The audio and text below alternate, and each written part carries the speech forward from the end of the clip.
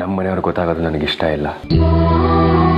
ನಮ್ಮ ಪ್ರೀತಿಲೇ ಆಗಲಿ ಅಥವಾ ನನ್ನ ಅಮೃತ ಅವರಲ್ಲೇ ಆಗಲಿ, ನಮ್ಮ ಮನೆಯವ್ರು ಮಾತ್ರ ಅಲ್ಲ, ಬೇರೆ ಯಾರೂ ಸಹ ಕೊರೆ ಕಾಣಬಾರ್ದು ಅನ್ನೋದು ನನ್ನ ಆಸೆ, ನನ್ನ ಉದ್ದೇಶ. ನಿಮ್ಮ ಈ ಗುಣನ ಹೊಗಳೋದಕ್ಕೆ ನನ್ನ ಹತ್ರ ಪದಗಳು ಇಲ್ಲ, ಮಾತುಗಳು ಇಲ್ಲ ಅರ್ಜುನ್ ಅವರೇ. ಇನ್ನು ನಿಮ್ಮ ಬಗ್ಗೆ ನಾನು ಏನೇ ಹೇಳಿದ್ರು ಅದು ಹೊಗಳಿಕೆ ಅಂತ ಅನ್ಸುತ್ತೆ. ನಿಮಗೆ ಮುಖಸ್ತುತಿ ಆಗತ್ತೆ.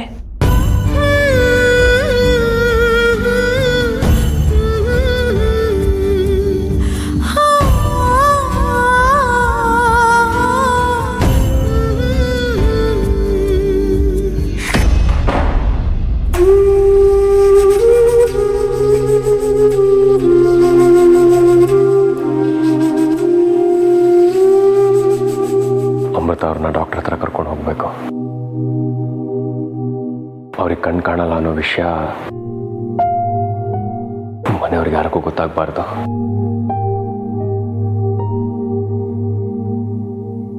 ಇವತ್ತೇನೋ ನಾನಿದ್ದೆ, ಮನೆಯವ್ರಿಗೆಲ್ಲ ಜೋರು ಮಾಡಿ ಅವ್ರ ಮೇಲೆ ಅನುಮಾನ ಬರದೇ ಇರೋ ಹಾಗೆ ಮ್ಯಾನೇಜ್ ಮಾಡಿದೆ. ಆದರೆ ನಾನು ಮನೇಲಿ ಇಲ್ದಿದ್ದಾಗ ಏನು ಮಾಡೋದು?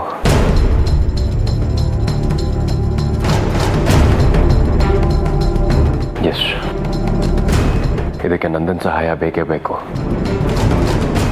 ಊರಿಂದ ಬರ್ತೀನಿ ಅಂದಿದ್ದ, ಫೋನ್ ಮಾಡಿ ನೋಡೋಣ.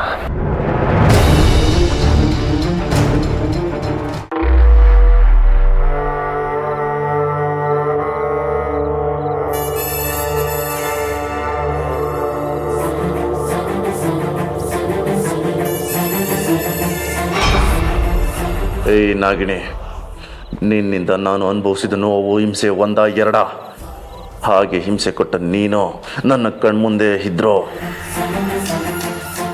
ನಿನ್ನ ಏನು ಮಾಡೋದಕ್ಕಾಗ್ತಾ ಇಲ್ಲ ಅನ್ನೋ ಆಕ್ರೋಶದಲ್ಲಿ ಕ್ಷಣ ಕ್ಷಣಕ್ಕೂ ಕೂಗು ಹೋಗ್ತಾ ಇದ್ದೆ.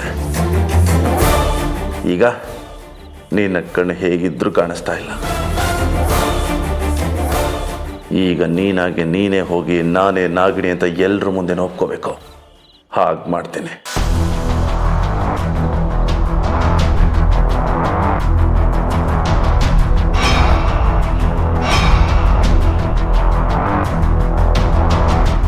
ಯಾರು ಯಾರು ಯಾರು ಮಾತಾಡಿ?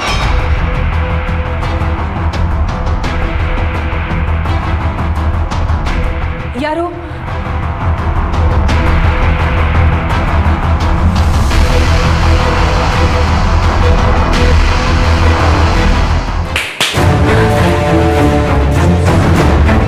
ಯಾರು ಅಂತ ಮಾತಾಡಿ. ನನ್ನ ತಾಳ್ಮೆನ ಪರೀಕ್ಷೆ ಮಾಡಿದ್ರೆ ಇದ್ರ ಪರಿಣಾಮ ಸರಿ ಇರೋದಿಲ್ಲ.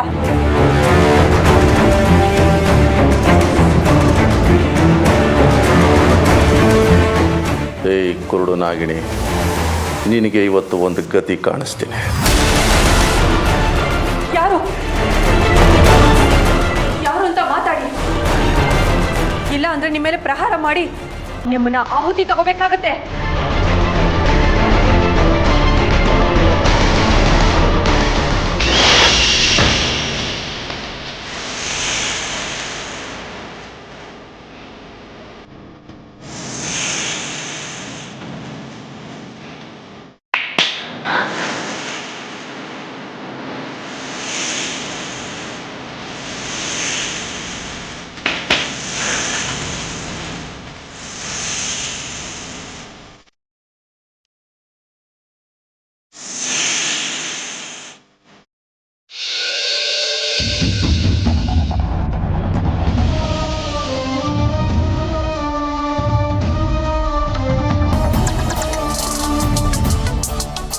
ಓ ಬ್ರೋ, ಫೋನು. Hi bro. ಅಲ್ವೋ, ಇವತ್ತು ಬಂದೇ ಬರ್ತೀನಿ ಅಂತ ಹೇಳಿದ್ದಲ್ಲ, ಬರ್ತಿದ್ಯೋ ಇಲ್ವೋ? ನೋಡು ಬ್ರೋ, ನಾನು ಸಾಮಾನ್ಯವಾಗಿ ಮಾತು ಕೊಡಲ್ಲ. ಮಾತು ಕೊಟ್ಟ ಮೇಲೆ ಅದ್ರ ಪ್ರಕಾರ ನಡ್ಕೊಳ್ಳೋದೇ ಇರೋಲ್ಲ. ಸರಿ, ಈಗ ಎಲ್ಲಿದ್ಯಾ ಅದನ್ನು ಹೇಳು. On the way. ಬ್ರೋ, ಯಾಕೆ ಡಿಲ್ ಆಗಿದೆಯಾ? Anything serious? ಹೌದು, ಸ್ವಲ್ಪ ಸೀರಿಯಸ್. ಏನದು ಬ್ರೋ? ನೀನು ಮೊದಲು ಮನೆಗೆ ಬಾ, ಆಮೇಲೆ ಎಲ್ಲ ಡೀಟೇಲ್ ಆಗಿ ಹೇಳ್ತೀನಿ. ಓಕೆ, ಇನ್ನು 3/4 ಗಂಟೆ ಒಳಗಡೆ ನಿನ್ನ ಮನೆ ಹತ್ರ ಇರ್ತೀನಿ. ಓಕೆ, ಬಾಯ್.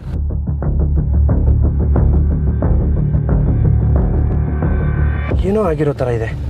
ಇಲ್ಲಾಂದರೆ ಅರ್ಜುನ್ ಇಷ್ಟೊಂದು ಡೆಲ್ಲಾಗಿ ಮಾತಾಡಲ್ಲ. ಏನಾಗಿರ್ಬೋದು? ಈ ವಿಷ್ಣು ರುದ್ರ ಏನಾದರೂ ತೊಂದರೆ ಮಾಡಿರ್ಬೋದಾ? ಇವ್ರೆ, ಸ್ವಲ್ಪ ಬೇಗ ಹೋಗಿ.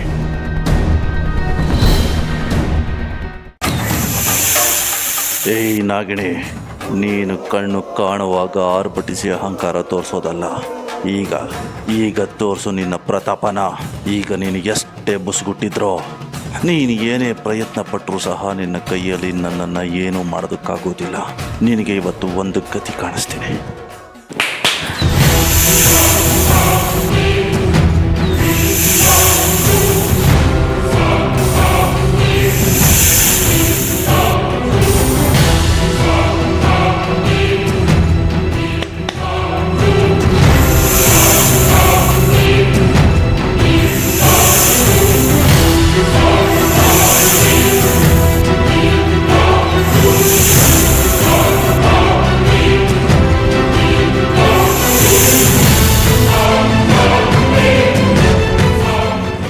ನಾಗಿಣಿ, ಇವತ್ತಿಗೆ ನಿನಗೂ ಈ ಭೂಮಿಗೂ ಋಣ ತೀರ್ತು.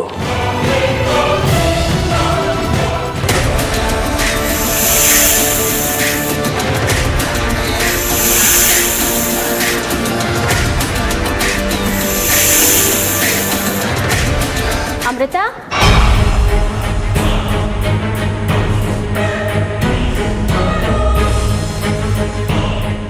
ಅಮೃತ ರೂಮಲ್ಲಿದ್ಯಾ?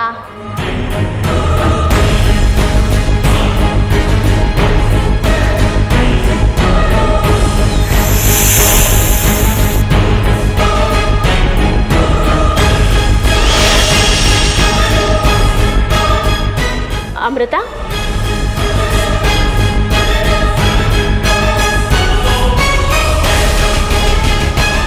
ಅಮೃತ ಹೇಗಿದೆಯಮ್ಮ? ಈಗ ಪರವಾಗಿಲ್ಲ. ಅಲ್ಲ, ಅರ್ಜುನ್ ನಿನಗೆ ಸುಸ್ತು ಅಂತ ಹೇಳಿದ್ನಲ್ಲ? ಆಗ ಸ್ವಲ್ಪ ಸುಸ್ತಿತ್ತು, ಈಗ ಪರವಾಗಿಲ್ಲ. ಅಮೃತ, ನಾನು ನಿಂಗೊಂದು ಮಾತು ಹೇಳ್ತೀನಮ್ಮ. ಏನೇ ಕಳ್ಕೊಂಡ್ರೂ ಮತ್ತೆ ಗಳಿಸಬಹುದು, ಆದರೆ ಆರೋಗ್ಯ ಕಳ್ಕೊಂಡ್ರೆ ಮತ್ತೆ ಪಡ್ಕೊಳಕ್ಕಾಗಲ್ಲ. ಅದಕ್ಕೆ ನಿನ್ನ ಆರೋಗ್ಯದ ಬಗ್ಗೆ ನೀನು ಕಾಳಜಿ ವಹಿಸಲೇಬೇಕು. ಯಾಕಂದರೆ ನಮ್ಮ ಅರ್ಜುನ್ ನಿನ್ನನ್ನು ಎಷ್ಟು ಹಚ್ಕೊಂಡಿದ್ದಾನೆ ಅಂತ ನಿನಗೂ ಗೊತ್ತು.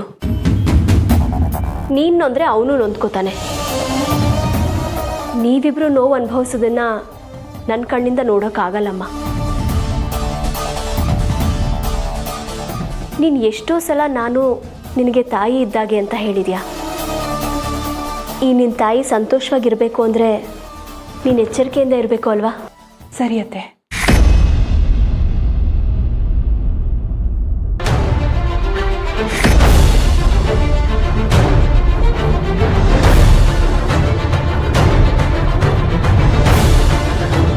ಹೌದು, ನೀನು ಇದ್ದಕ್ಕಿದ್ದ ಹಾಗೆ ಎಲ್ಲಿಗೆ ಹೋಗಿದ್ದೆ?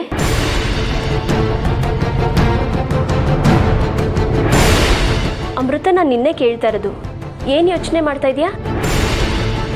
ನಾನೇನು ಯೋಚನೆ ಮಾಡ್ತಿಲ್ಲ ಅತ್ತೆ. ಇಷ್ಟಕ್ಕೂ ಯೋಚನೆ ಮಾಡುವಂಥದ್ದು ಏನಿದೆ? ನನಗೆ ಇದ್ದಕ್ಕಿದ್ದ ಹಾಗೆ ಕಾಡು ಮಲ್ಲೇಶ್ವರ ದೇವಸ್ಥಾನಕ್ಕೆ ಹೋಗಬೇಕು ಅನ್ನಿಸ್ತು, ಅದಕ್ಕೆ ಹೋಗಿದ್ದೆ. ಅಲ್ಲ, ನೀನು ದೇವಸ್ಥಾನಕ್ಕೆ ಹೋಗಿದ್ದೇನೋ ಸರಿ, ಆದರೆ ಹೇಳ್ಬಿಟ್ಟು ಹೋಗ್ಬೇಕಲ್ವಾ? ನೀನು ಕಾಣಿಸ್ತಿಲ್ಲ ಅಂತ ಅವನು ಆತಂಕ ಪಡ್ಕೊಂಡು ನಿನ್ನೇನು ಹುಡ್ಕೊಂಡು ಹೋದ. ನಿಜ ಹೇಳು ಅಮೃತ, ಬೇರೆ ಏನೂ ತೊಂದರೆ ಇಲ್ಲ ತಾನೆ? ಅಯ್ಯೋ, ನೀವು ಆತಂಕ ಪಡೋ ಥರ ಏನೂ ಇಲ್ಲ ಅತ್ತೆ. ನೀನಿಷ್ಟು ಹೇಳಿದ ಮೇಲೆ ನನಗೆ ಸಂತೋಷನಮ್ಮ.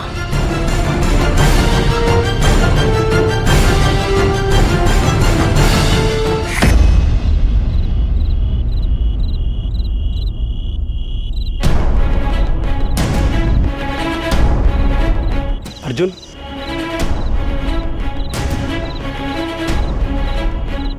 Hi bro. ಅರ್ಜುನ್, ಫೋನಲ್ಲಿ ನಿನ್ನ ವಾಯ್ಸ್ ಕೇಳಿದಾಗಲೇ ನನಗೆ ಅನುಮಾನ ಬಂತು. ಈಗ ನಿನ್ನ ಮುಖ ನೋಡ್ತಾ ಇದ್ರೆ ಏನೋ ಆಗಬಾರ್ದಾಗಿದೆ ಅಂತ ನನ್ನ ಮನಸ್ಸು ಹೇಳ್ತಾ ಇದೆ. ಏನಾಯ್ತು ಬ್ರೋ?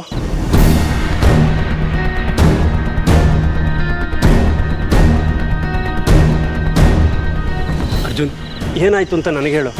ನಿನ್ನ ಮನಸ್ಸಿನ ಭಾರನಾದರೂ ಕಡಿಮೆ ಆಗುತ್ತೆ. ಏನಂತ ಹೇಳೋ? ಅಮೃತ ಅವ್ರಿಗೆ ದೃಷ್ಟಿ ಹೊಟ್ಟೋಗಿದೆ. ಪೂರ್ತಿಯಾಗಿ ಕಣ್ ಕಾಣ್ತಾ ಇಲ್ಲ.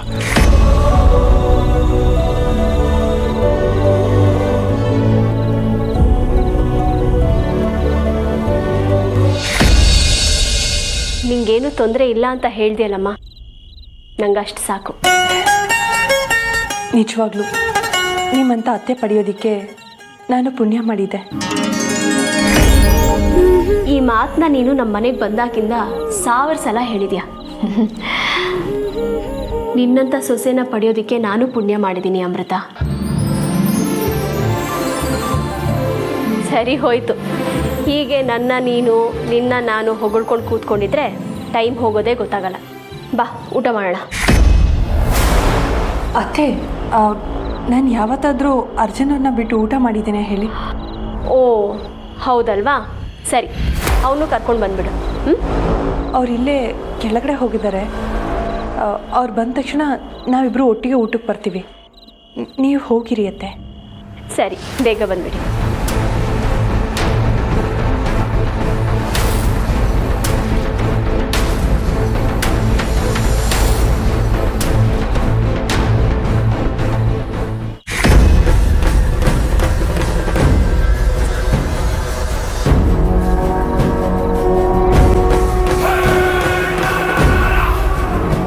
ಏಯ್ ನಾಗಿಣಿ, ನಿನ್ನ ಪಾಲಿಗೆ ನಾನೇ ಯಮ. ಇವತ್ತಲ್ಲ ನಾಳೆ ನಿನ್ನ ಸಾವು ನನ್ನ ಕೈಯಲ್ಲೇ. ಆನೆ ಆಕಾರ ನೋಡಿ ಆಡು ಸಹ ನಾನು ಆನೆಗೆ ಸರಿಸಮ ಇದ್ದೀನಿ. ಅದ್ರ ಜೊತೆ ಹೋರಾಟಕ್ಕೆ ನಿಂತರೆ ನಾನೇ ಗೆಲ್ತೀನಿ ಅನ್ನೋ ಭ್ರಮೆಯಲ್ಲಿತ್ತಂತೆ. ಹಾಗಾಯ್ತು ನಿನ್ನ ಕತೆ. ಆನೆ ಯಾರು ಆಡು ಯಾರು ಅನ್ನೋದನ್ನ ಇನ್ನು ಸ್ವಲ್ಪ ದಿನದಲ್ಲೇ ನಾನು ನಿನಗೆ ತೋರಿಸ್ತೀನಿ. ನನಗೆ ಒಂದು ಆಶ್ಚರ್ಯ ಆಗ್ತಿರೋದು ಏನು ಗೊತ್ತಾ? ನೀನು ಹೀಗೆ ಕಣ್ಣು ಕಳ್ಕೊಂಡು ಸಾವಿನ ಸಮೀಪದಲ್ಲಿ ಇದ್ದೀನಿ ಅಂತ ಗೊತ್ತಿದ್ರು ಸಹ ನಿನ್ನ ಸೊಕ್ಕೋಡ್ಗಿಲ್ಲ, ನಿನ್ನ ಆರ್ಭಟನ ಕುಗ್ಗಿಲ್ಲ. ಅನ್ಯಾಯ ಅಕ್ರಮಗಳನ್ನು ಮಾಡ್ತಾ ಅಧರ್ಮದ ದಾರಿಯಲ್ಲಿ ನಡೀತಾ ಇರೋ ನಿನಗೆ ನಿಮ್ಮಣ್ಣಂಗೆ ಇಷ್ಟು ಸೊಕ್ಕಿರಬೇಕಾದ್ರೆ ನ್ಯಾಯ ನೀತಿ ಧರ್ಮದ ದಾರಿಯಲ್ಲಿ ನಡೀತಾ ಇರೋ ನನಗೆ ಇನ್ನೆಷ್ಟು ಆತ್ಮವಿಶ್ವಾಸ ಇರಬೇಡ. ನೀನೇ ಹೇಳು. ನಿನ್ನ ನ್ಯಾಯ ನೀತಿ ಧರ್ಮಕ್ಕೆ ಚಟ್ಟ ಕಟ್ಟಿ ಆ ಚಿತೆ ಮೇಲೆ ನಿನ್ನ ಶವ ಇಟ್ಟು ನಿನಗೆ ಸಂಸ್ಕಾರ ಮಾಡ್ತೀನಿ ನಾಗಿಣಿ. ಇದು ಕಲಿಯುಗ. ನಿನ್ನಂಥ ಪಾಪಿಗಳಿಗೆ ಇಲ್ಲಿ ಮೊದಲು ಜಯ ಸಿಗುತ್ತೆ. ಆದರೆ ಅಂತಿಮವಾಗಿ ಜಯ ಸಿಗೋದು ಮೂರ್ಖತನಕ್ಕೂ ಜಾಣತನಕ್ಕೂ ತುಂಬಾ ವ್ಯತ್ಯಾಸ ಇದೆ. ನಿನ್ನ ಮೂರ್ಖತನನೇ ನಿನ್ನ ಮಣ್ಣು ಪಾಲ್ ಮಾಡುತ್ತೆ ನಾಗಿಣಿ.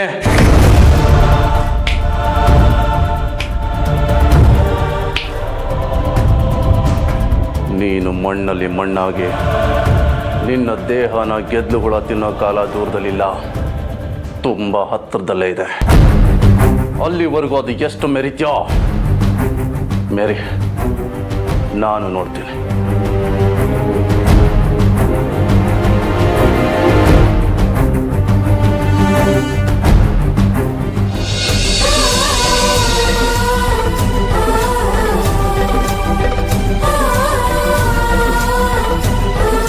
ಪರಮೇಶ್ವರ, ನನ್ನ ದೇಹಕ್ಕಾದ ಗಾಯನ ವಾಸಿ ಮಾಡ್ಕೊಳ್ಳೋ ಶಕ್ತಿ ಇರೋ ಹಾಗೆ ನನ್ನ ದೃಷ್ಟಿನ ಮತ್ತೆ ಬೆಳೆಸ್ಕೊಳ್ಳೋ ಶಕ್ತಿ ನನಗಿದ್ದಿದ್ರೆ ಎಷ್ಟು ಚೆನ್ನಾಗಿರ್ತಾ ಇತ್ತು. ಪರಮಾತ್ಮ, ನೀನು ಯಾವಾಗಲೂ ಧರ್ಮದ ಪರವಾಗಿ ನಿಲ್ತೀಯ ಅಂತ ಎಲ್ಲರೂ ಹೇಳ್ತಾರೆ. ಸದಾ ನನ್ನ ಜೊತೆಗಿದ್ದು ಈ ನನ್ನ ಧರ್ಮ ಯುದ್ಧದಲ್ಲಿ ನನಗೆ ಜಯ ಸಿಗೋ ಹಾಗೆ ಮಾಡು ತಂದೆ.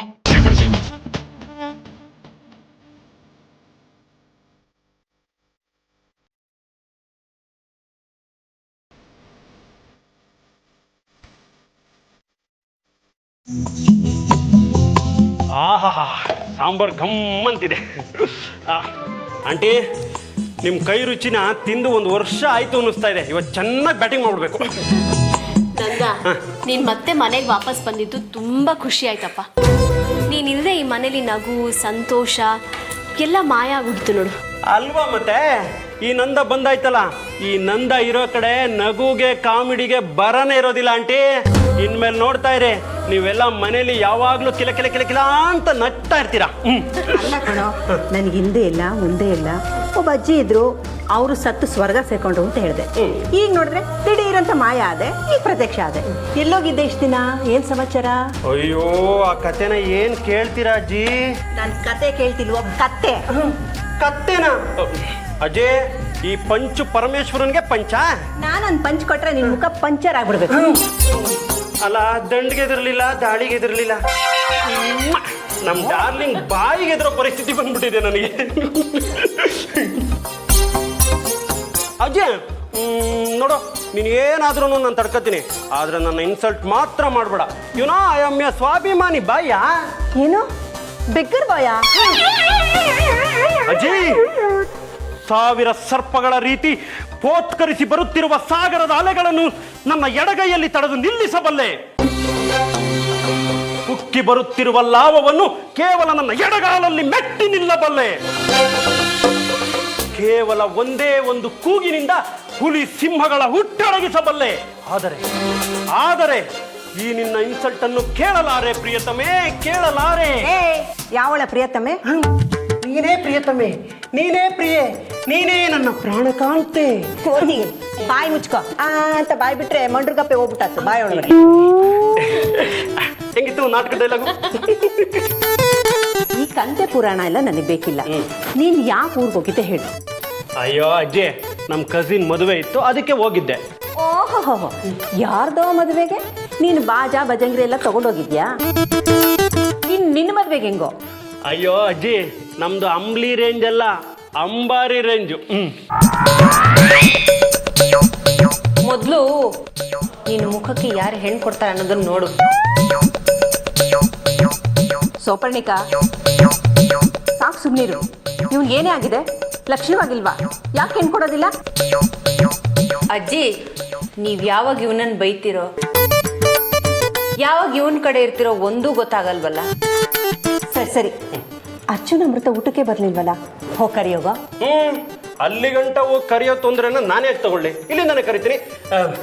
ಅದ್ಕೆ ಅರ್ಜುನ್, ಬೇಗ ಊಟಕ್ಕೆ ಬನ್ನಿ. ಹಾ, ಬಂದ್ವೆ.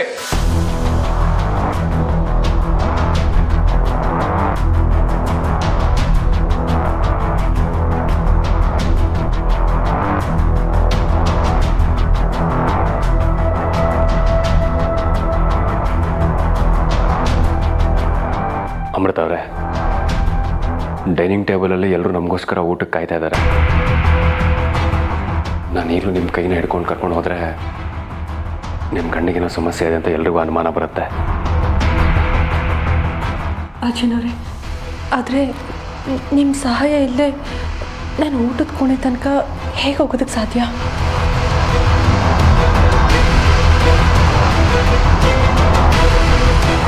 ನೋಡಿ, ಅಳುಕು ಆತಂಕ ಇದ್ದರೆ ಯಾರು ಏನನ್ನು ಸಾಧಿಸೋದಕ್ಕಾಗಲ್ಲ. ಏನೇ ಬಂದರೂ ಎಲ್ಲದನ್ನು ಮೆಟ್ಟಿ ನಿಂತು ಮುಂದೆ ಹೋಗ್ತೀನಿ ಅನ್ನೋ ಛಲ ಇದ್ದರೆ ನೀವು ಮಾತ್ರ ಅಲ್ಲ, ಯಾರು ಏನು ಬೇಕಾದರೂ ಸಾಧಿಸ್ಬೋದು. ಜಗತ್ತು ಗೆಲ್ಲಬೇಕು ಅಂತ ಆಸೆ ಇರೋನು ಮೊದಲು ಮನಸ್ಸನ್ನ ಗೆಲ್ಲಬೇಕು ಅನ್ನೋ ಮಾತೇ ಇದೆ. ಅಮೃತ ಅವರೇ, ಕಣ್ಣಿಲ್ದಿರೋರಿಗೆ ಸೆಲ್ಫ್ ಕಾನ್ಫಿಡೆನ್ಸ್ ತುಂಬಾ ಜಾಸ್ತಿ ಇರುತ್ತೆ. ಹಾಗೆ ನೀವು ನಿಮ್ಮ ಮನಸ್ಸಲ್ಲಿ ಆತ್ಮವಿಶ್ವಾಸನ ತುಂಬಿಕೊಳ್ಳಿ. ನನಗೆ ಕಣ್ಣು ಕಾಣ್ತಿಲ್ಲ ಅನ್ನೋದನ್ನ ಮನಸ್ಸಿನಿಂದ ಕಿತ್ತು ಬಿಸಾಕಿ, ನನಗೆ ಮೊದಲಿನ ಥರನೇ ಕಣ್ಣು ಕಾಣ್ತಾ ಇದೆ ಅನ್ನೋದನ್ನ ನಂಬಿ ಅದನ್ನು ಮನಸ್ಸಿಗೆ ಹಾಕೊಳ್ಳಿ. ನಾನು ನಿಮ್ಮ ಪಕ್ಕ ನಿಂತಿರ್ತೀನಿ. ಎಡಕ್ಕೆ ಬರಬೇಕಾ ಬಲಕ್ಕೆ ಬರಬೇಕಾ ಅಂತ ನಾನು ಇನ್ಸ್ಟ್ರಕ್ಷನ್ಸ್ ಕೊಡ್ತಾ ಇರ್ತೀನಿ. ಜಸ್ಟ್ ನೀವು ನನ್ನ ಇನ್ಸ್ಟ್ರಕ್ಷನ್ಸ್ನ ಕಾನ್ಫಿಡೆಂಟಾಗಿ ಫಾಲೋ ಮಾಡಿ. ಅವಾಗ ಯಾರಿಗೇನೂ ಅನುಮಾನ ಬರೋದಿಲ್ಲ. ಸರಿ ಅರ್ಜುನ, ನೀವು ಹೇಳ್ದಾಗೆ ಮಾಡ್ತೀನಿ. ಗುಡ್. ಈ ಆತ್ಮವಿಶ್ವಾಸ ಯಾವಾಗಲೂ ನಿಮ್ಮ ಜೊತೆ ಇರಲಿ. ಬನ್ನಿ.